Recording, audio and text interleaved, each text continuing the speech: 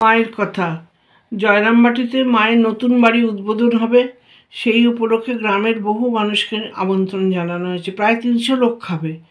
রাধুর এক বিধবার ননদ ছিল, যার শুক্তো রান্নার খুব সুখ্যাতি ছিল। তো মা তাকে খবর দিয়ে আনিয়েছেন এবং তাকে দায়িত্ব দিয়েছেন ভালো করে শুক্তো রান্নার জন্য। তেল, ঘি, মশলাপাতি, আনাজপাতি যা লাগবে সব জোগাড় করা আছে। এদিকে মা রামময় মহারাজকে বলেছেন যে তুমি একটুখানি বিশালাক্ষী মন্দিরে গিয়ে মায়ের পুজোটা দিয়ে আসো। তা রামময় মহারাজ সেখানে পুজো দিতে গেছেন।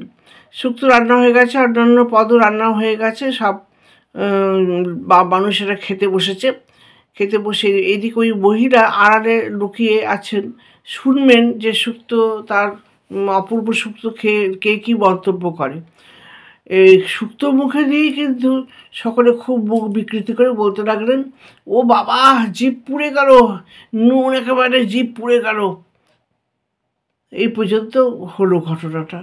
এদিকে রামময় মহারাজ, যিনি বিশালাক্ষী মন্দিরে পুজো দিতে গেছিলেন, তিনি ফেরবার সময় দেখছেন যে ওই শুক্তো রান্না করেছেন যে মহিলা, তিনি নৌকা যোগে একাই চলে যাচ্ছেন।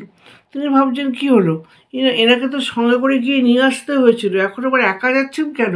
তাহলে কি বাড়ির খাওয়া দাওয়া সব মিটে গেছে? যাই হোক, উনি ফিরে আসলেন মার কাছে, কিন্তু এই বিষয়ে আর কোনো কথা হলো না। বাড়ির সব পুরুষদের খাওয়া হয়ে যাওয়ার পর এবার মেয়েদের খেতে বসার সময় হয়েছে। মা সবাইকে খোঁজ করতে গিয়ে দেখা গেল যে ওই শুক্তো রান্না করা মেয়েটি নেই। তখন রামময় মহারাজ বলছেন যে মা, আমি তোকে অনেকক্ষণ আগে দেখেছি যে ও নৌকো করে চলে যাচ্ছে একা একা।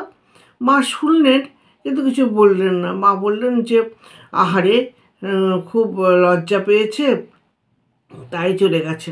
কিন্তু মা ওর প্রাপ্য শাড়ি আর খাবার দাবার সব পাঠিয়ে দিলেন। পরে এই যে ঘটনাটা ঘটলো, এই ঘটনাটা পড়বার পর আমরা কী বুঝলাম যে ওই যে মহিলার কিন্তু খুব অহংকার ছিল নিজের মনের মধ্যে। শুক্তো ভালো রান্না করতে বলে তার খুব সুখ্যাতি ছিল, খুব অহংকার। ওই অহংকার যে মানুষের পতনের মূল কারণ হয়, এই ঘটনাটাকে মধ্য দিয়ে কিন্তু সেটা প্রমাণিত হলো। অন্তর্যামিনী মা কিন্তু তার সে অহংকারটাকে ভেঙে দিলেন, আর সে জীবনে কখনো শুক্তো রান্না আমি খুব ভালো পারি এই কথা বলতে পারেননি। মা ঠাকুর এইভাবেই আমাদের প্রতি মুহূর্তে সতর্ক করে দিয়েছেন যে কোনো বিষয়ে কখনো অহংকার করো না।